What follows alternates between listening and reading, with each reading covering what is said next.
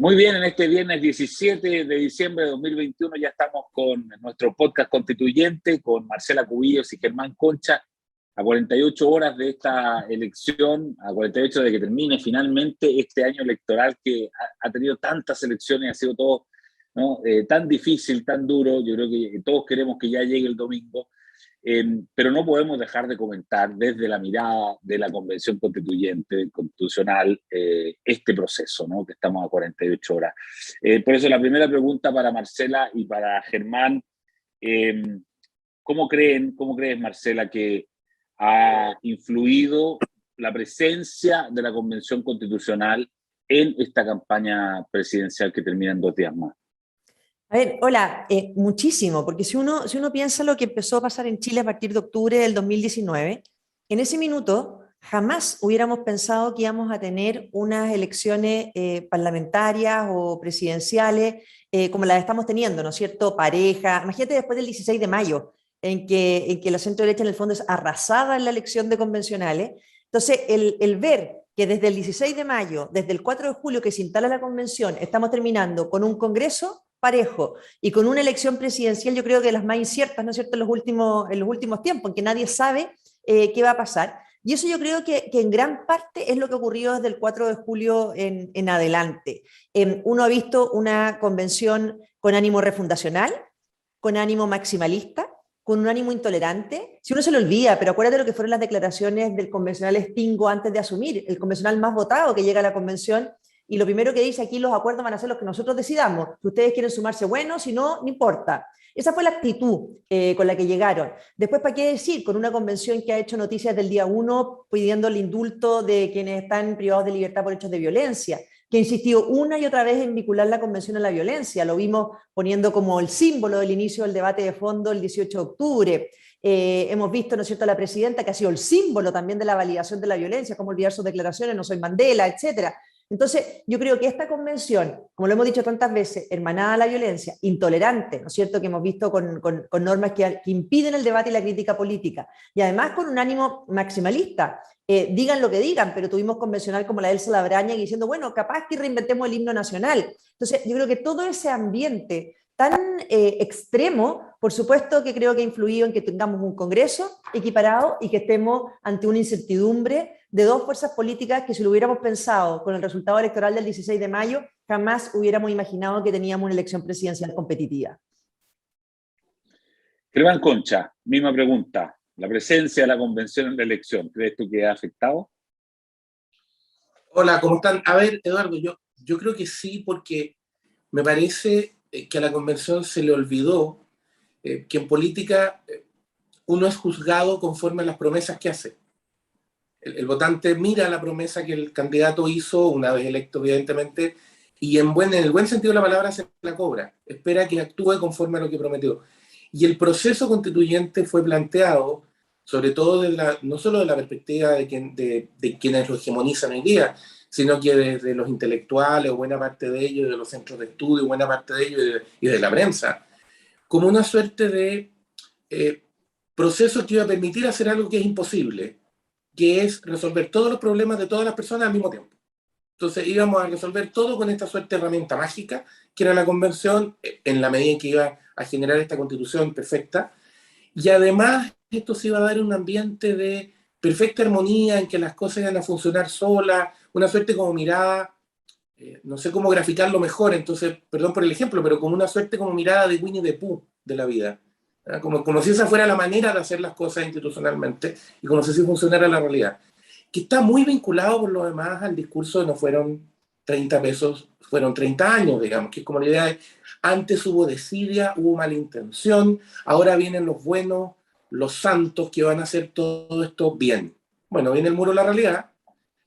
La constitución, la convención, como decía Marcela, parte probablemente con uno de los bochornos institucionales, por decirlo en términos suaves, más grande que tiene la historia institucional de Chile, que es el 4 de julio. Esa ceremonia es de las cosas más lamentables y más tristes para la institucionalidad chilena, cómo funciona. Y de ahí en adelante, esto que era un conjunto de sueños, empieza a ser una suerte de pesadilla por capítulos, en el fondo. Y entonces es natural que los votantes digan, es que yo no voté por esto. Cuando yo voté por algo, no voté por esto. Yo no quería esto.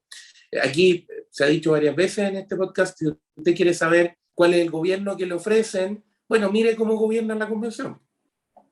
Si una cosa es decir algunas cosas y otra cosa es efectivamente tener el poder y por lo tanto ejercerlo. Y es evidente que desde las elecciones de mayo hacia acá, eso ha venido cambiando la opinión de las personas y las personas han ido rectificando.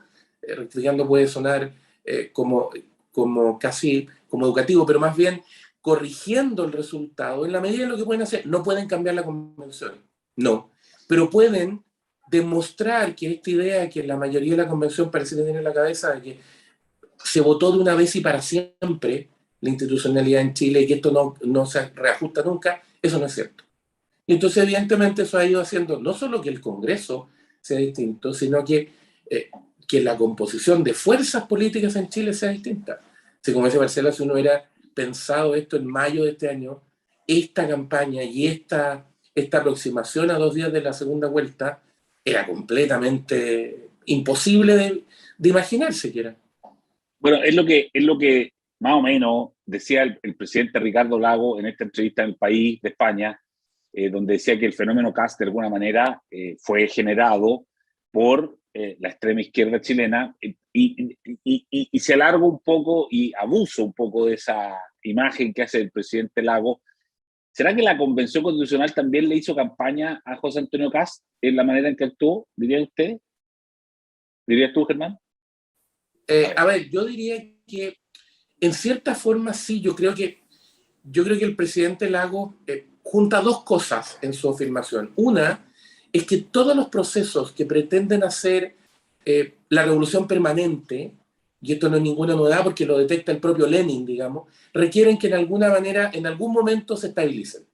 O sea, las personas no estamos hechas, salvo algunos ideólogos que son muy poquitos, a los cuales les gusta la revolución por la revolución, pero no estamos hechas para vivir en un ambiente de revolución, pero no tenemos un anhelo de orden, de estabilidad, de tranquilidad, y eso aparece rápidamente, empieza a aparecer los únicos que no tienen eso. Claro, si yo soy un académico que vive cómodamente, va a un lugar protegido, vive en un buen barrio, tiene su remuneración garantizada y publica papers, claro, yo puedo estar muy por la revolución en un país que no es el mío o en un lugar, incluso que siendo el mío, que no me afecta a mi vida diaria.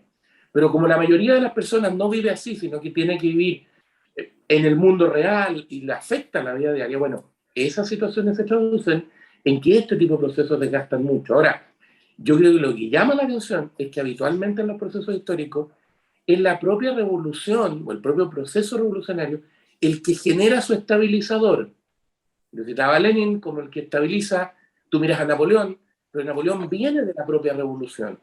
Aquí sería lo interesante que el aparentemente derrotado, en una situación en que al principio, a partir del 18 de octubre, tú tienes una coalición de gobierno que en vez de defender lo que había hecho, y estoy pensando también en la concertación, en vez de defender lo que había hecho, se rinde rápidamente. Bueno, parece que ese mundo empezó a decir, ¿sabe qué? Parece que tenía sentido defender esa obra, recuperar algo de eso. Y más interesante creo que lo que dice Gabriel Boric al respecto, que dice algo parecido, me parecen las declaraciones de Gabriel Boric en el último debate. Si era casi había una persona en la concertación. Entonces tú dices, es muy notable que la propia campaña, el propio interés por ganar, le haga dejar de lado el discurso más duro y decir, bueno, le tengo que hablar a aquellos a los que denosté. Es muy fuerte esa imagen. Oye, Marcela. Sí, no, yo quiero agregar una cosa, porque yo creo que lo de Ricardo Lagos tiene mucho sentido, pero no solo desde el punto de vista ideológico.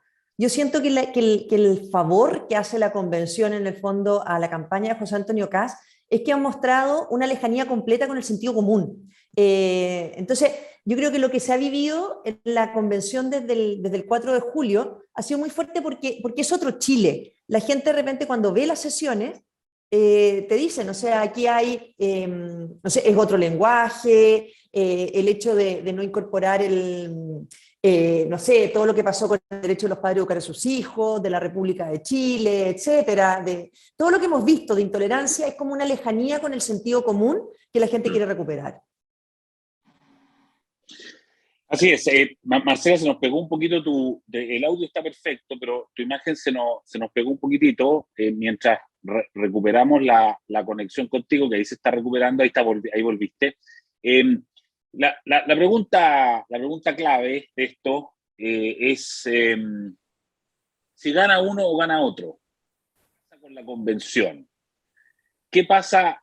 ¿Qué crees tú que va a pasar, Marcela, tanto por ti, si gana Kast con la convención? ¿Qué pasa con la convención si gana Boric? Yo creo que en ambos casos hay una situación de incertidumbre, ¿no es cierto? Porque si gana Kast, bueno, la gran duda es si, ¿no es cierto?, si le van a respetar el periodo tal cual o si por cambios en el régimen de gobierno no le van a respetar el periodo presidencial completo. Y esto no es campaña del terror ni desinformar, sino que simplemente cuando pedimos que se hicieran las garantías de que al menos se va a cumplir el periodo de 4 años, no se quiso hacer. No se quiso hacer un acuerdo en la mayoría de la convención ni nada, por lo tanto hay una incertidumbre en ese sentido. Y si gana Boric, hay otra incertidumbre, es si van a respetar el Congreso equilibrado que existe o a mitad de periodo, por cambio de las atribuciones del Congreso, van a llamar a nuevas elecciones parlamentarias para tener un Congreso para Boric. Entonces, yo creo que en ambos casos tenemos una incertidumbre dentro de la convención, que la convención tenía toda la capacidad de haberlo despejado y no lo quiso despejar antes de la elección. Germán, ¿cómo te imaginas la convención a partir del día lunes con Kast o con Boric en el poder?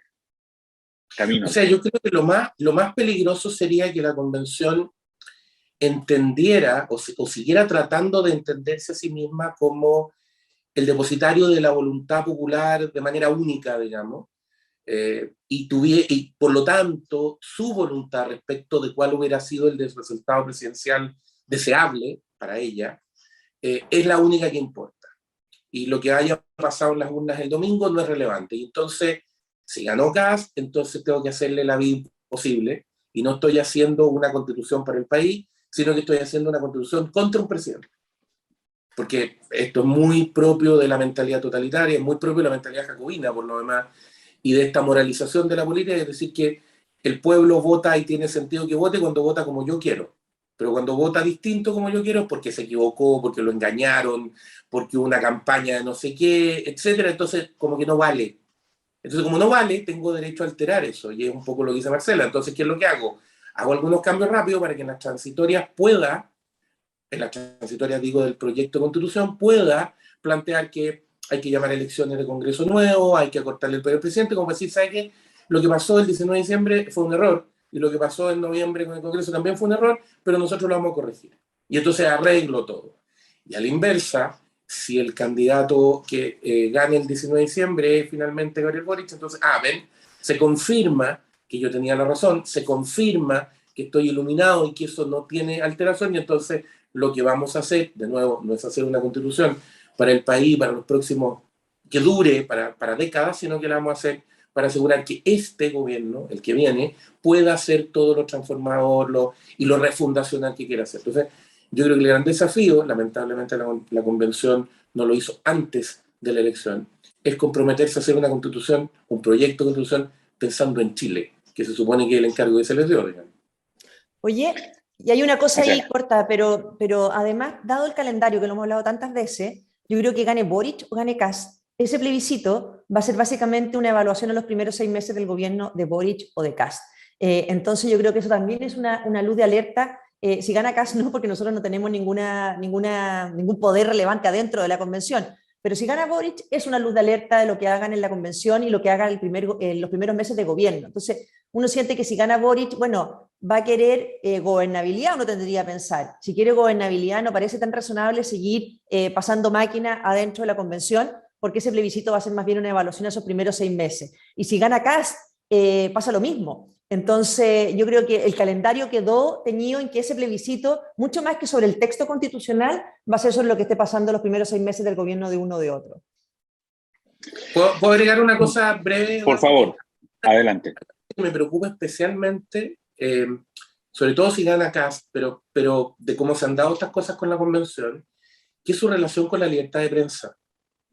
Ya ni siquiera con la libertad de expresión, es un problema con la libertad de prensa en su sentido más profundo y en su rol, no solo por todo lo que ha hecho la convención o quienes la hegemonizan para tratar de que la prensa no pueda opinar, no pueda hablar, no pueda decir nada, sino que además cómo eso es consistente con la actitud de Gabriel Boric a la salida del debate el otro día, la reacción ante el periodista de la radio Bio Bio, cuando lo amenaza literalmente. O sea, eso en cualquier país desarrollado, con libertad de prensa, habría generado un escándalo de una magnitud, se habrían ido todos los medios de prensa encima y habríamos tenido no solo una explicación, sino que habríamos tenido a ese candidato, más allá de lo que uno puede opinar o no, y más allá de qué candidato sea, cualquier candidato que hubiera hecho lo mismo, habría estado toda la vida dando explicaciones de por qué reacciona de esa manera.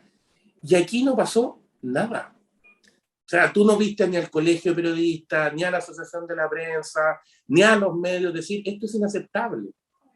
Pues eso, es una persecución a la prensa. Entonces, es muy peligroso porque está dándote una idea de lo que puede ser una lectura, de decir, no, mira, esto pasó porque la prensa no nos sirvió como debería habernos servido. Y entonces vamos contra la prensa. Oye, lo que dice Germán, y aquí no hay que olvidarlo, porque esto no es que vaya a pasar o una luz de alerta. Acuérdate de los inicios de la convención. Así yo me acuerdo de haber ido a muchos foros previo a la instalación de la convención, en que la gran pregunta era, ¿usted es partidaria de transparencia total? Y obvio, sí, nosotros siempre fuimos partidarios, y ellos también decían, no, aquí, pero la luz prendía completa, casi la convención en una casa de vidrio. Lo que nos costó que entrara la prensa a la convención. Si no eran partidarios que entrara la prensa a la convención, y por un argumento brutal. No, preferimos el streaming, decía, basta el streaming, porque si está la prensa va a entrar a interpretar, va a entrar a seleccionar qué transmiten y qué no, o sea, básicamente va a entrar a hacer periodismo, va a entrar a hacer prensa a la convención, y no lo querían. Si recién hace muy poco tiempo tenemos la posibilidad de tener la prensa dentro de todas las sesiones para que puedan mirar lo que pasa, mirar las conversaciones, entonces esto no es una cosa que pueda pasar, ya está pasando en el único ente que gobierna el Frente Amplio con el Partido Comunista. Bueno, muy buen punto, pusieron encima el desenlace de lo que fue otro de los grandes hitos de esta semana, que fue el debate presidencial y el final de este debate tan bochornoso como ustedes lo han descrito con este colega, ¿no? que pobre todavía debe estar durmiendo mal desde esa noche.